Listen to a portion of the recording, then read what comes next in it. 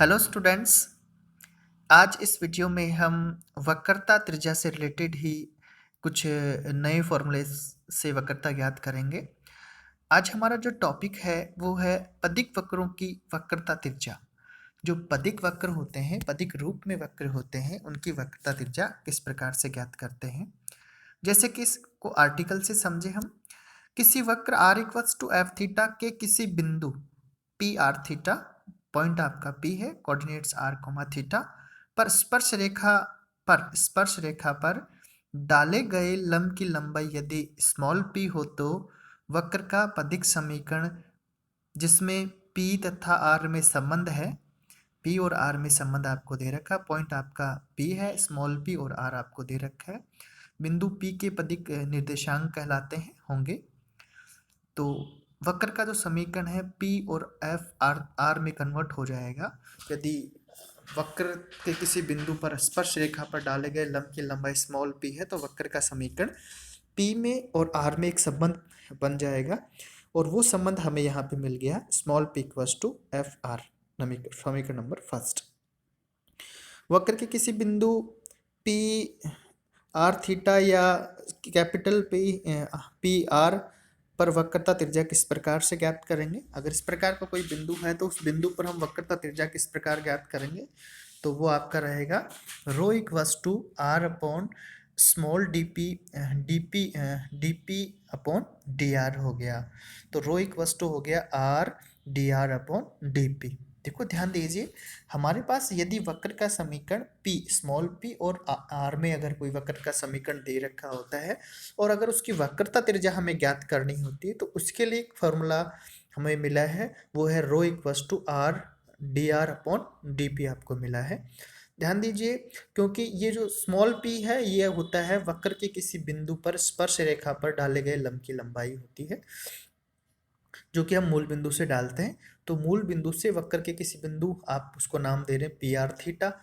P R theta तो आपका जो वक्र हो गया पर स्पर्श रेखा पर डाले गए लंब की लंबाई स्मॉल पी है, तो आपको वक्र का समीकरण पी और आर में मिलेगा और उसी समीकरण से हमने एक वो रिलेशन निकाला, इससे डायरेक्टली हम वक्रता त्रिज्या निकाल सकते हैं are D R upon D P. ठीक है। ध्रुवीय वक्रों की वक्रता त्रिज्या किस प्रकार से ज्ञात करें। यदि ध्रुवीय वक्र आपको दे रखे हो तो उनकी वक्रता त्रिज्या किस प्रकार से ज्ञात करें, उसको हम यहाँ देखते हैं। ध्रुवीय वक्र होता है, वक्र का समीकरण ध्रुवीय रूप में होगा, आर और थीटा में एक संबंध होगा, जैसे कि इक्वेशन फर्स्ट में दे रखा है।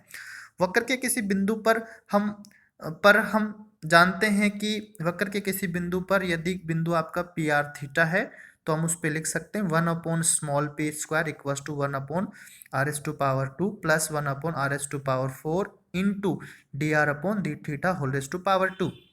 ठीक है।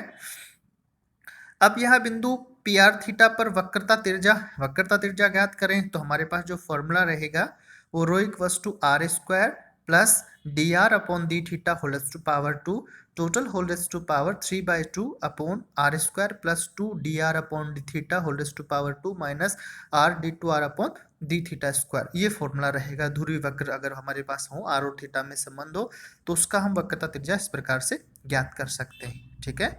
तो हमारे पास फॉर्मूला बना आर, जो कि रो इक्वल्स टू वक्रता त्रिज्या ज्ञात करना चाह रहे हैं। ध्रुवीय वक्र अगर आपको दे रखा हो तो R square plus D R upon D theta whole to power 2 total whole to power 3/2 upon R square plus 2 D R upon D theta whole to power 2 minus R D two R upon D theta square, ये रहेगा। ठीक है।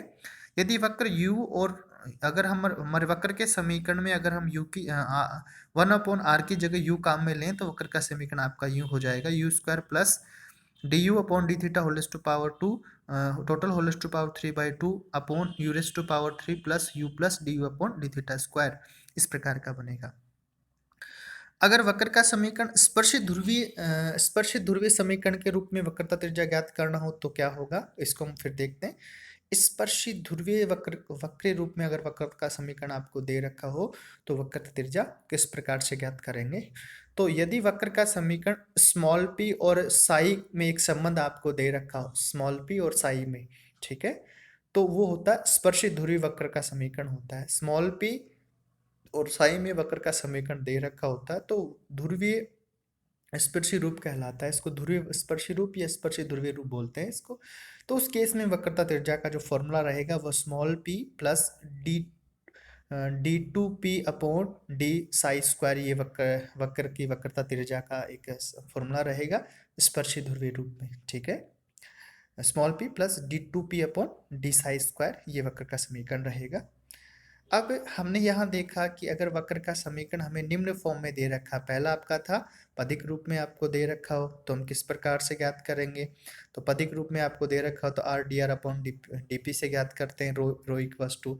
यदि ध्रुवीय रूप में हो तो वो आपको rho equals to R square plus D R upon D theta whole raise to power two total whole raise to power 3/2 upon ज्ञात करते हैं R square plus two D R upon D theta whole raise to power 2 minus R D two R upon D theta से ज्ञात करते हैं।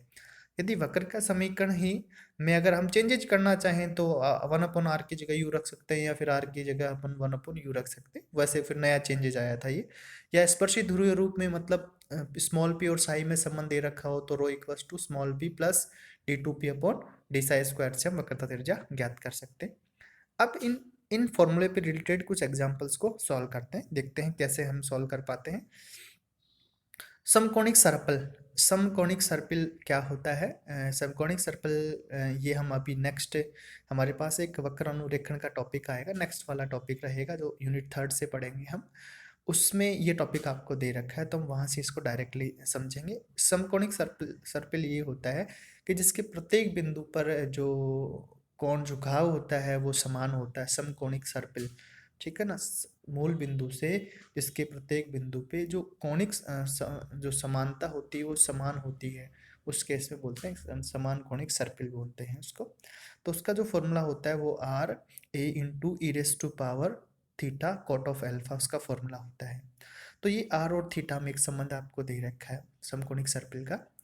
Are और theta में एक संबंध दे रखा है तो ध्रुवीय रूप आपको जब ध्रुवीय फॉर्म में आपको दे रखा हो तो वक्रता त्रिज्या कैसे ज्ञात करेंगे? उसके लिए आपको D R upon D theta चाहिए, D two R upon D theta चाहिए, आपको डी थीटा स्क्वायर चाहिए। तो पहले हम वक्र के समीकरण से D R upon D theta ज्ञात करेंगे, उसके बाद में D two R upon D theta square ज्ञात करेंगे, और उसके बाद जो हमारा फॉर्मूला होता है वक्रता त्रिज्या का रो इक्वस टू, जैसे अभी हमने जस्ट अभी पढ़ा ही था, वो फॉर्मूला होता है R square plus D R upon D theta whole raise to power 2 total whole raise to power 3/2 upon upon R square plus 2 D R upon D theta whole raise to power 2 minus R D two R upon D theta square. इस वाले फॉर्मूले में हम ये values रखेंगे, simplify करेंगे। Simplify करते हैं तो हमें कुछ रिजल्ट्स मिलते हैं, जैसे आर इक्वस टू आपको मिलता है rho equals to R cos of alpha मिलता है आपको यहाँ से जो अपना आंसर है। ठीक है, तो ये हमें पहचानना है कि वक्र का समीकरण किस फॉर्म में दे रखा है और हमें ज्ञात क्या क्या करना है। बस फॉर्मूले में रखना, सिंप्लीफाई हो जाएगा। दूसरा हम यहीं से ले सकते हैं,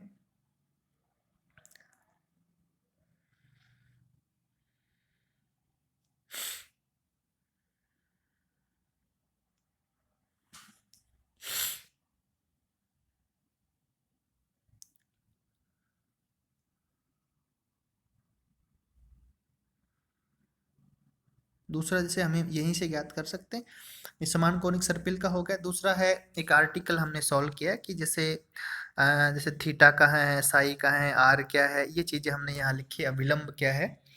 तो ये तो हम समझ सकते हैं, फॉर्मूला जनरेट किया है यहाँ पे और हमने कुछ नहीं किया, अल्फा और जो बीटा है उसमें एक रिलेशन फाइंड आउट किया है। तो इसको समझ लेते हैं क्या है ये। इसका मतलब क्या होता है कि जो अभिलंब जो होता है, ये ध्रुव जो होता है, ध्रुव पर अभिलंब अंतरित करती है कोई भी, ये जैसे अब स्पर्श रेखा हम इसे निकालेंगे, उसके लिए देखो सॉल्व करते हैं, एक बार देखते हैं इसको क्या है। ये साई और बीटा अल्फा में एक संबंध है, पी आर थीटा स्पर्श रेखा पीटी पीटी तथा अभिलंब सीपी सीपी आपको दे रखा है, सीपी है, जहाँ पी आर कोमा थीटा पर सी वक्रता केंद्र है, सी वक्रता केंद्र है, तथा सीपी वक्रता त्रिज्या है। सीपी वक्रता त्रिज्या ध्रुव तथा ध्रुव 0 पर माना कोण बीटा अंतरित करती है। ध्रुव पर जो सीपी लाइन है वो बीटा कोण बनाती है, अंतरित करती है।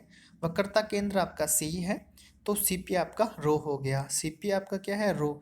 तो रो इक्वल्स टू क्या है? R cos alpha, rho equals to क्या मिला आपको, आर कोस अल्फा। ये कौन सा समान कोणिक सर्पिल की बात करें, R equals to R cos alpha मिल रहा है रो इक्वस टू यहाँ से, या फिर हम उसको सिंप्लीफाई करें तो उससे भी हमें मिल सकता है। तो ये आपका हो गया यहाँ पे। नेक्स्ट इस पे हम बात करें तो नेक्स्ट हो गया टेन फाई इक्वस टू होता है R D theta upon D R होता है, tan phi equals to R D theta upon D R. ये हमने पहले वाले जो कुछ प्रीवियस वीडियोस थे उसमें ये फॉर्मूलाज लिखवाए थे, वहाँ से हमने लिया। D theta upon D are का जो वैल्यू है हम यहाँ से लिखें तो यहाँ देखो हमारे पास जो रो वाला है इसी को सिंप्लीफाई करते हैं, D theta upon D are find करते हैं तो ये आपका बन जाएगा आर, फॉर्मूले से रहेगा, और D R upon D theta को हम सिंप्लीफाई करेंगे तो ये कोस ऑफ एल्फा बन जाएगा यहाँ से। इसकी वैल्यू हम यहाँ से रख सकते हैं, तो इस फॉर्मूले में रखा तो tan phi equals to R, R upon R हो गया तो one upon cot of alpha, तो यहाँ से मिल गया tan of alpha equals to tan of phi equals to tan of alpha, तो फाइव इक्वस टू एल्फा मिल गया। तो फाइव देखो यहाँ पर स्पर्श रेखा और धुरु से जो धुरु से जो रेखा गुजर रही है उस रेखा जो ओपी और तथा पीटी रेखा उनके मध्य का कोण हमने फाई ले रखा है, वो कोण है फाई। तो फाई और इसमें रिलेशन मिल गया, तो कोण सी पी ओ, कोण सी पी ओ जो है वो आपका फाई हो गया। इसको फाइंड करते हैं तो ये आपको मिलेगा 90 माइनस फाइव, तो 90 माइनस एल्फा, क्योंकि समकोण जो त्रिभुज है ओपीसी में, त्रिभुज ओपीसी में हम सिंप्लीफाई करते हैं ओपीसी में, त्रिभुज ओपीसी में आपको मिलेगा साइन सूत्र से, तो साइन सूत्र क्या होता है, लाइन सीपी अपॉन साइन, कौन सा एंगल बना रहा है, C O P, CP upon sine C O P, फिर दूसरा ओपी, इसके बाद में ओपी लेते हैं तो ओपी अपॉन साइन, ओपी क्या बना रहा है, एंगल ओ सी पी, ठीक है।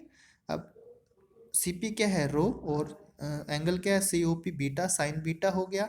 आर, उसके बाद में ओ पी क्या है, आर, आर अपॉन साइन, इसका निकालते ओ सी पी, तो ओ सी पी क्या मिल रहा है, ओ सी पी निकालेंगे 90, 90 माइनस क्या होगा, एंगल देखते हैं तो एंगल आपका होगा 90 माइनस एल्फा प्लस बीटा, और 180 में से माइनस करेंगे तो आपको एंगल मिल जाएगा आपको ओ सी पी।